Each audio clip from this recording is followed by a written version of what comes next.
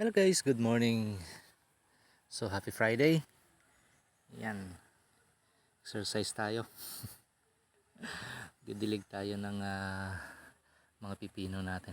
Yan. Buti nga lang at nakapagpatubig ako kahapon. Dumating yung water pump ko. Nag-stock ako ng tubig dito malapit lang. Dito sa payag ko. Kaya malapit yung pinagkukunan natin ng tubig. Timing din. Ay, yan. Dilig muna tayo. So, maybe sa linggo, lalagyan na natin to ng poste para kabitan ng trellis natin.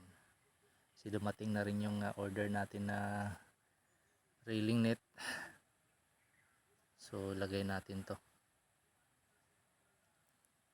Kuha muna tayo ng kawayan para pang haligi sa trailing net natin, sa trellis. Yan guys, samahan niyo ako.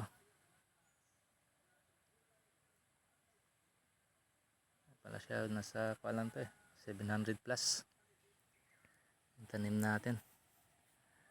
Sana mamunga lahat at mabuhay lahat. Para makabawi na rin tayo sa ating hindi naman tayo lugi nung nakaraan, pero siyempre lugi tayo sa time at saka sa kuha natin, sa pagod, kasi konti lang yung na-harvest natin, pero tuloy lang,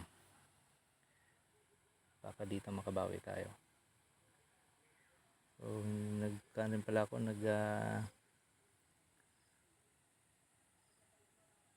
tatanim din pala ako ng talong saka ng kamatis, kaya lang yung talong ko hindi pa tumutubo.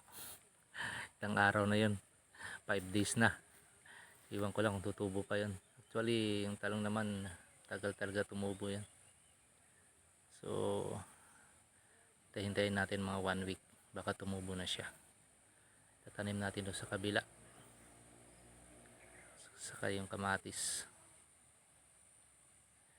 Yan muna guys, God bless sa lahat ng ating magsasaka. Laban lang, tuloy-tuloy ang laban. God bless sa inyo.